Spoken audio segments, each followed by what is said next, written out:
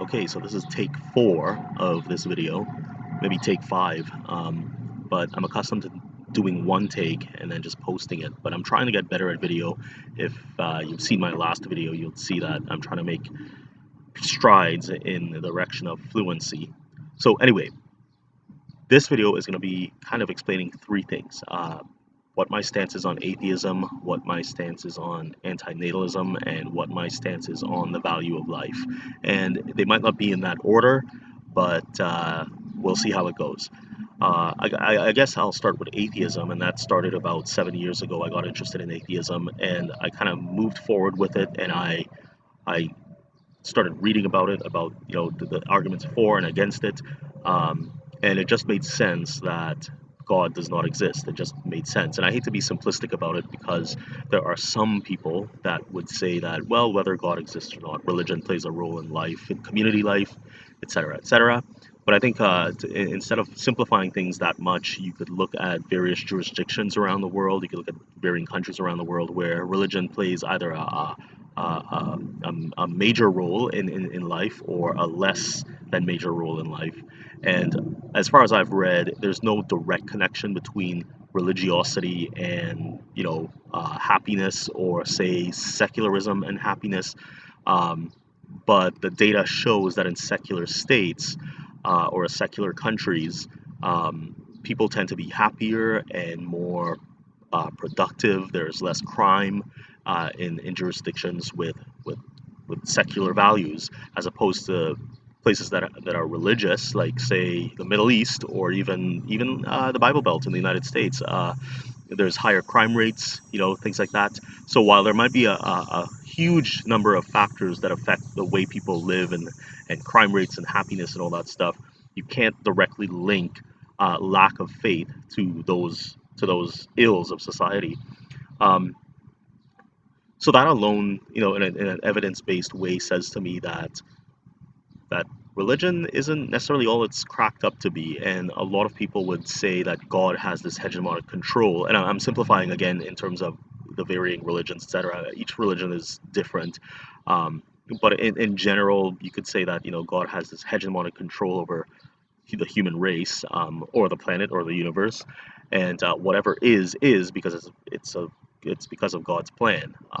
And I find that people explain away a lot of stuff just by saying God did it, and not just in terms of existential questions like where did the universe come from, or why is there something rather than nothing, but also in moral kind of questions. So, the homeless guy down the street, or the raped 11-year-old girl, or the woman that has to wear the forced to wear the burqa in Saudi Arabia or Iran or wherever, or the hijab or whatever. So even in those types of questions, God tends to step in and say, well, that's just the way it is, and end of story. But I think even if you don't believe in God and you have this atheistic view of the world, there's still this question of the value of life. Like, what does atheism actually say about the value of life? And you can't say much. I mean, atheism is just basically the lack of belief in God or gods, but it doesn't actually produce dogma or produce, rules about the way people should live or anything like that. Although I have to say that atheists would generally defer to scientific evidence to to talk about the way things ought to be, the way things should be, which is fine. I mean, it's better than relying on God, which is not real and can be used and wielded in pretty drastic and really hurtful and violent ways. Um, but you still end up with this problem of the value of life, because in an evidence-based way, again, you could look at, well, say the homeless guy down the street. I mean, is there value to his life, and where did his life go wrong? And since we've eliminated the chance that, well, God deemed it that way, for various reasons. I mean, atheism isn't just as simple as I just made it out to be. There's lots of arguments for and against religion and the existence of God. Um, but I mean, even with an atheistic perspective, if you look at, say, the homeless guy down the street, you wonder where the value of his life end up compared to yours, and you just wonder. I think what I've come to uh, accept in my own special way is that there is no value to life. There is no universal value. There is no giver of value to life. And we're all pretty much slaves to, I don't want to say we're slaves to it, but I'm tempted to use the word, and I guess I will. We're all pretty much slaves to evolutionary behavior. Mind you, with human beings, we've developed these huge brains, and we've developed more sophisticated ways of interacting. We've developed technology that also changes the way we interact with people. We have a more nuanced understanding of the world, and I think human beings are capable of more compassion and altruism than, say, uh, animals that have not evolved as much as we have. That's kind of a no-no in saying evolved as much as we have, but animals that have not evolved greater social structures and more complicated ways of interacting than we have. Um, so we can think about the value of life, and we should. I mean, the UN Declaration of Human Rights is a really important document. I think it came out of, two world wars, where we saw like just complete horrors. And but I think those, but just to be fair, I mean those horrors continue. We think about Saudi Arabia and Yemen, or we think about the Yazidi genocide with ISIS, or even just or even like the Uyghurs in China. We still see these things happening. So the value of life is very subjective. I don't want to say everything is subjective because I don't believe in solipsism either. For an obvious reason. I mean, you start behaving differently and see what happens to you. You start behaving like a homicidal maniac and see what happens to you.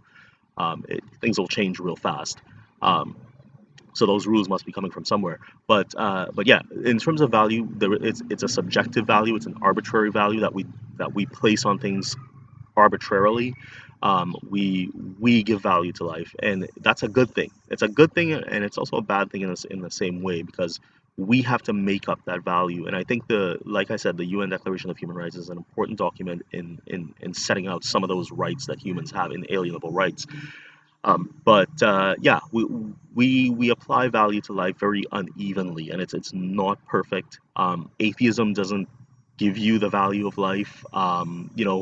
Science doesn't give you the value of life except in the way of talking about its evolutionary altruism, the way human beings behave towards each other, towards animals, towards basically anything. We're talking about an evolutionary basis, which is not perfect. Evolution, and it's one of those things that people say atheists worship. But I don't think atheists worship evolution. I think I'm not speaking for all atheists, but I think atheists generally have the understanding that evolution is not perfect and never will be perfect. And in that imperfection, it creates weird ways of interacting, sometimes violent ways of interacting with each other and with other species. So that is a fact. So hopefully I kind of explain where I'm coming from with the value of life in terms of atheism. But I want to kind of jump into this second philosophy that I got interested in after atheism. Like, it was around, and then there was this, I forget the name of the guy. There was an Indian guy that came up with this video, or this plan to sue his parents for being born, for birthing him. And it kind of caught on. The first time I heard about antinatalism was from Sam Harris's blog, podcast, sorry. And it made sense, and I thought, that's interesting. And then when I heard this Indian guy, maybe like a couple years later, he started making sense. He started making sense about the value of human life. And I know you could play around with the semantics of value of life. Like, what does that mean exactly? Like, I mean, like, what is the value of life? Going back to the atheism thing, like, I mean, there is no cosmological value to life. Like, we're not here for any fatalist outcome. We're not working towards anything or anything like that, except, like, as I said before, except for our evolutionary code or evolutionary programming. Um, so the anti-natalist thing kind of piqued my interest, and I started getting into it again. And antinatalism really says that life is suffering. Like, when you are born, you suffer, and you suffer until you die, and then you don't exist anymore. So, in terms of the value of life, this is why like antinatalism it's so bold in its statement of the value of life. Life is essentially what it says is life is valuable enough to not create it. Um, it really focuses on suffering. Life is suffering, and David Benatar, whose book I'm reading right now, goes into great detail about why life is suffering. And I know it's the knee-jerk reaction of everyone to say that, um, oh, I enjoy life and life is so wonderful and all that stuff. But it's really the same argument, the counter argument that gets put forth all the time. Like it just gets put forth constantly, repetitively, but in slightly different ways of saying it.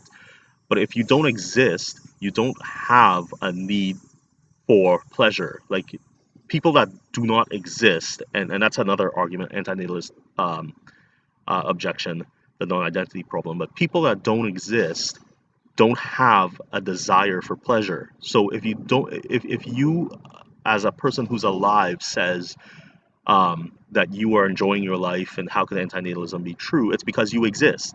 Antinatalism doesn't deny that people exist, that people experience pains and pleasure throughout life. Now, the pain pleasure thing, there's an asymmetry there that I won't go into, maybe another video, but um, essentially speaking, you will suffer. And if you did not exist, you would not have suffered anything, but you also wouldn't have experienced pleasure. But it doesn't matter that nobody, so a person that doesn't exist doesn't experience pleasure. That doesn't matter. Like it just doesn't. In any case, if you do say that it does matter that a person that doesn't exist doesn't experience pleasure, then what you're essentially saying is that we should be birthing more children than way more than we are now because they would experience pleasure. And anyway, so you get where I'm going with this. Essentially saying, and I'll repeat it again, essentially if you do not exist, you do not desire anything. Pain or pleasure, there is nothing there to want anything. So you're left with basically, um, your existence and your desire to experience pleasure. If you didn't exist, you wouldn't have had that desire. So in terms of the value of life, I guess it's saying it kind of puts things in reverse and says, if life is so valuable that it is worth not bringing it into existence. And I believe that. I generally believe that. And we do it all the time, right? We do it with birth control, we do it with family planning, we do it with abortion. We do these antinatalistic things all the time. We deny the existence of certain people um, in a routine way and in an institutional way. So it's not that uncommon to think of antinatalist principles being applied in everyday life.